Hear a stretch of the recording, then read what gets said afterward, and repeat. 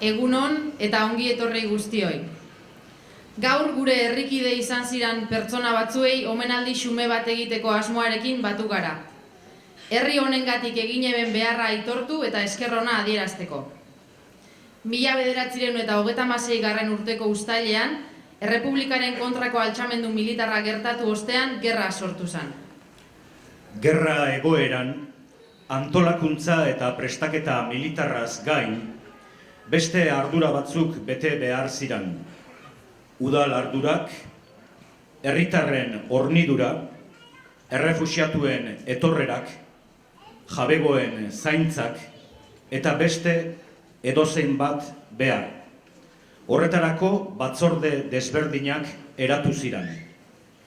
Markina eta Xemeinen be, udal ardurari eta herritarren egoera gogorrari aurre egiteko konpromesua ausardia sartu eben herritar askok.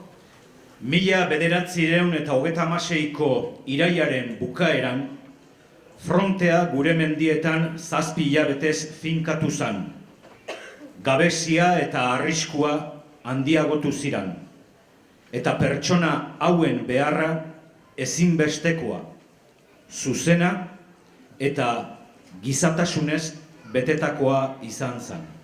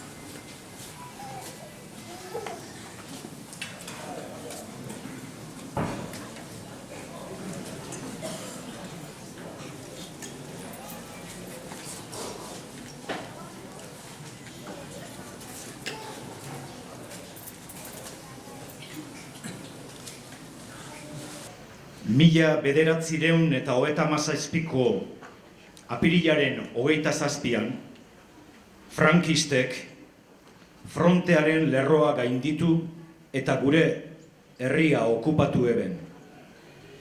Egoera guztiz larritu zan orduan. Beldurraren eraginez, askok ihes egitea erabaki eben. Gerra maltzur hartatik ihesi, batzuk erbestera. Beste asko, atxilotu, kartzelaratu eta esklabotzako derrigorrezko beharrak egitera kondenatuak izan ziran. Horietako 3, Benito Aginaga Ugalde, Inazio Ugarteburu Anitua eta Benito Muñoz Azpeitia, egoera gogorraren eta asistentzia faltaren ondorioz, kartzelan hil ziran. Euren kide zan Angel Aretxabaleta Aizpuruk kartzelatik urten ostean, agintari frankistengandik jasandako presioaren ondorioz, gabezian, baztertuta eta inolako etorkizunik barik, bere buruaz beste egin eban.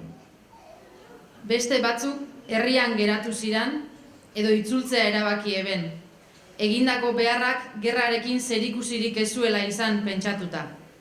Hauetatik 3, Hilario Aretxabaleta Arriola, Ambrosio Mailukiza Aldaolea eta Juan Loyola Izagirre basatiki fusilatuak izan ziran. Azken hau gaur dala 80 urte.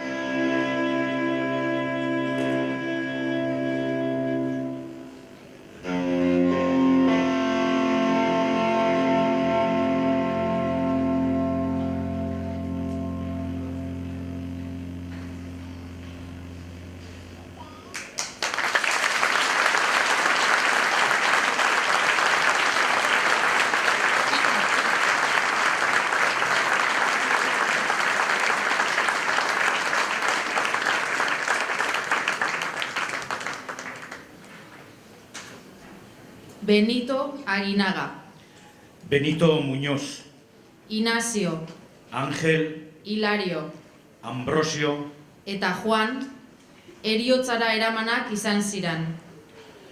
euran moduan, zeregin horietan ibili ziran besteak be, errepresio bortitza jasan eben. Guztiak, egitura zibil eta administratibo desberdinetan herritarrentzat egindako beharrarengatik. Inoiz ez dabe, ez errekonozimenturik, ez justiziaren babesik euki. Ez eurak, ez euren ondorengoak, ez dira inoz biktima bezala aitortuak izan. Guk aitortza hori egin nahi deutzegu.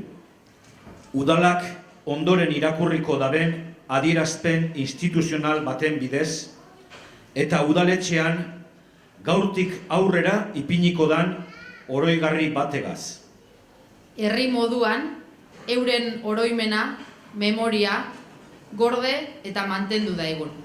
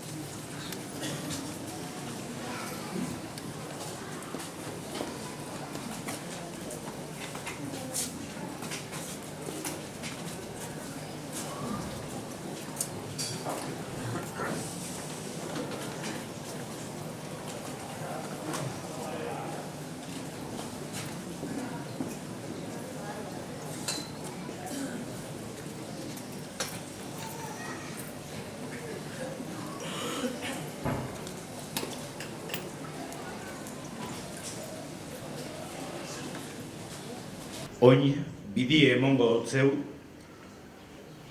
adierazpen instituzionalari, beraz, bera irakurtzeko etorriko dira Juanjo Txurruka alkatie eta Ainara Gandiaga zinegotxixe.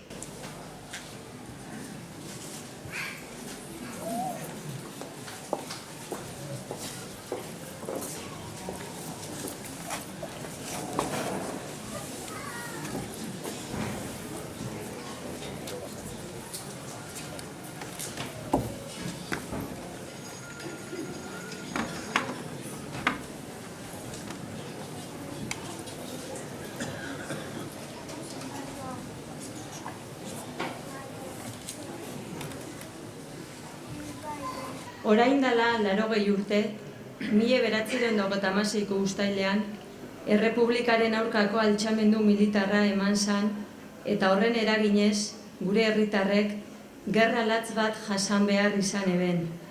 Hainbat samin eragin ebana. Markinan eta Xemeinen, beste herrietan bezala, mandatua bertan behera geratu zan, eta herritar batzuk, euren borondatez, herrien ordenua mantentze aldera beharra egiteko konpromesua hartu eben. 1956ko urrian, Eusko Jaurlaritza osatu ostean, herrietako batzordeak ofizialki sortu ziren. Markinan eta Xemeinen, ideologia eta pentsakera desberdinetako pertsonak batu ziren herriaren alde beharra egiteko. Helburu bakar bati jarraituz, bizikidetza ziurtatzen. Sortu ziren taldeak Errepublikaren defentsarako herri batzordea, isunen azpi batzordea, hornidura azpi batzordea, ikerketa azpi batzordea, emakumen zuzendaritza eta langileen kolokaziorako ikuskaritza batzordeak izan ziren. Herritar guzti hauek, era batera edo bestera, errepresioa jasan eben egindako beharragaitzik, batez ere heriotzara bideratutako zazpiak. Guk, gaurko ekitaldi honetan, eta errepresio hori jasan zuten Markinak eta Xemeindar guztien ordezkari moduan, 7 pertsona hauek eta euren familiak omendu nahi duguz. Benito Aginaga Ugalde, Hilario Aretxabaleta Arriola, Juan Loyola Izagirre, Ambrosio Mayukiza Aldaolea, Benito Muñoz Azpeitia, Ignacio Ugarteburu Anitua, Ángel Aretxabaleta Aizpuru. Era berean, 2017ko irailean 9 honetan, Markina Xemeingo udalak adierazpen instituzional hau egiten du.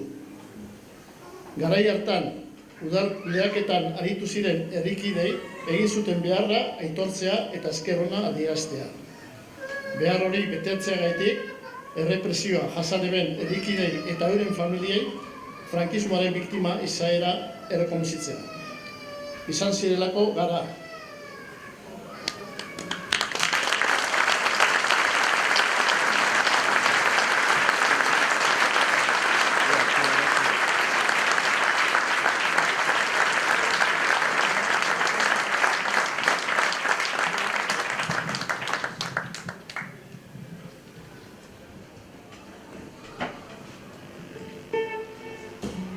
Ekitaldie amaitzen doie, eta zorixonez euskixek urten dugu. Bi poema aukeratu dotxuaz, ia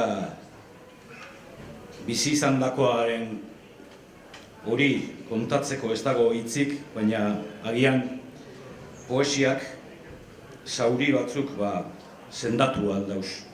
Zuentzako bisotzez bi poema hauek.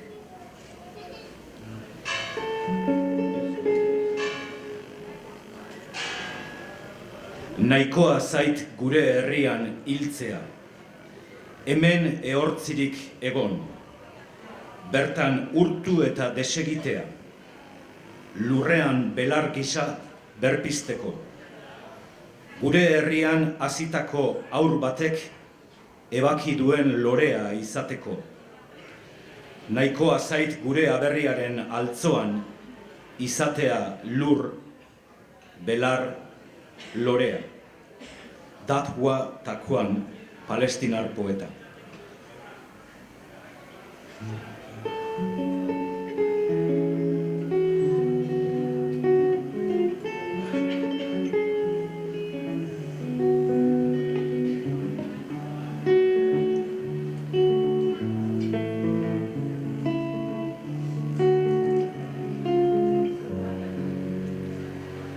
Gerlaren ondoren ezin da jakina justizia egokirik banatu. 100.000 mereziko luke legeen arabera zigor gogorra, eta ez litzateke egokia gehiengoa kondenatzea. Egin daitekeena da hartu edozein eta horri 2 aste kartzela ezarri, eta beste ura libre utzi, eta honi gixajoari 20 urte.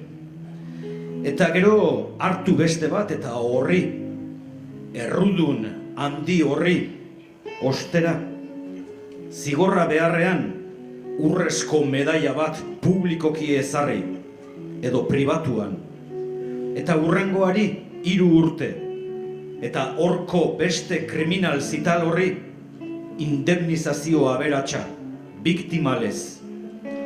Azken batean, denak izan garelako aldizka, borrero eta biktima. Hala egin daiteke justizia. Justizia egiteko erabat da behintzat. Eta baliteke hala komeni izatea. Gauzak errazteko eta batez ere beste 100.000-aren inozentzia azpimarratzeko. Ondo begiratuz gero, tontoen gauza litzateke ez ohartzea justizia delako hori gauzak egiteko modu bat baizik ez dela. Beste modu batzuen artekoa. Komenigarriagoa behar bada, baina ez berez justuagoa edo duinagoa. Gerran antzeko ekintzak egin dituelako mundu guztiak, pertsonalki edo ordezkarien bidez, eta horixe delako gainera, gerraren tragedia eta erru orokorra, krimenaren eskema onartzea edo hain luzaroan krimenaren eskema emendatzeko imaginaziorik ez izatea. Joseba Zarrenandia.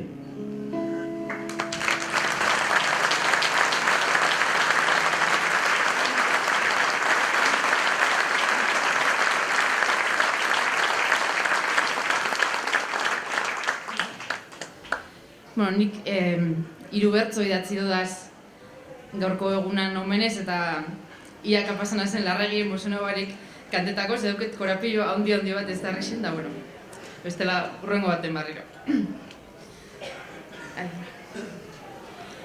Altxamendua gerra zibilan hasierako bozetoa, beldurra libre kaletan zehar, kaos erabatekoa. Batzuk mantenduz herritarrari eutzien errespetoa, udaletik fin bete nahi eben eukien egitekoa, arintzearen gerrak pertsonei ipinitako zepoa, eskertzea da herriak leiken gitxienekoa. Leiken gitxienekoa.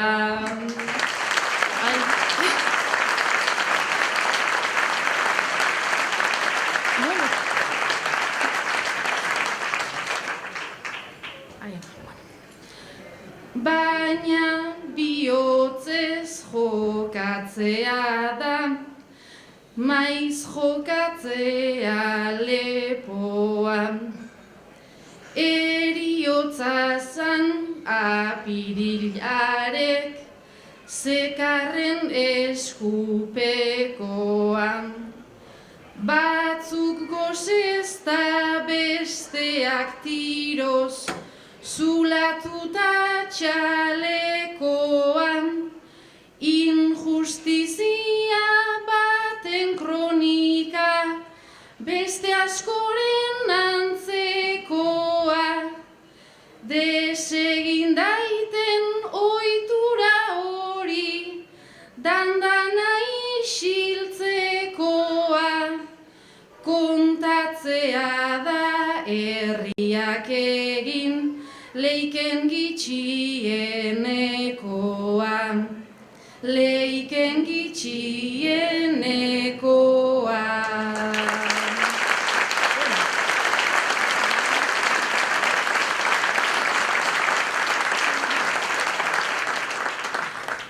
Ta historiak darabilenez, garaien alfabetoa.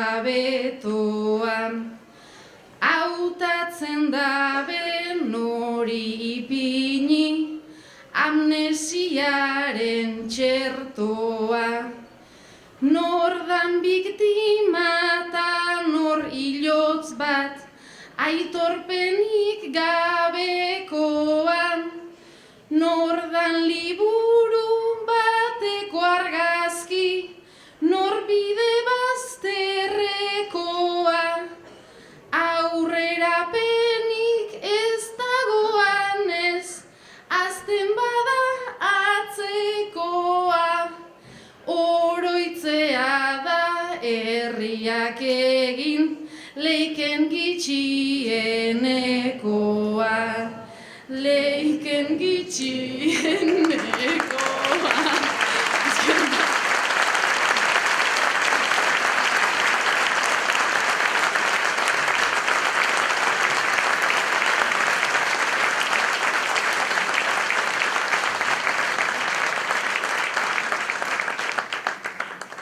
Bueno, ikusten duzuen moduen gu ere ez gara arriskoak eta emozioak guri ere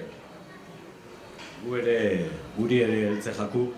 Beraz, amaitzen joateko azaldu, orain dantzarien ostean joango garela udaletxera eta bertan Jose Pablo Arriagak oroigarri bat, eskultura bat egindabela, eta bertan lore eskaintza bat ipiniko dugula. Ez dago danontzako lekurik, espaziorik, beraz lehenengo zenideak eta hurbilekoak joango dira, eta gero nahi duzuenok ateak zabalik egongo dira, nahi duzuenok bertan egindan oroigarri hori ikusteko. Beste barik, eskerrik asko etorri zareten guztioi eta dantzariekin bukatuko dugu.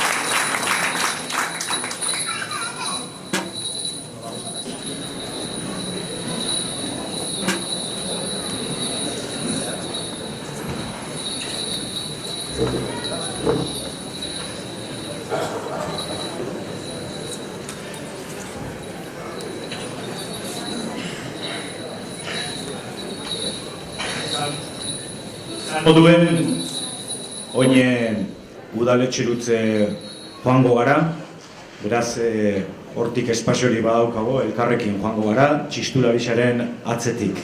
Mil esker danoi etortzegatik eta udaletxean elkartzen gara.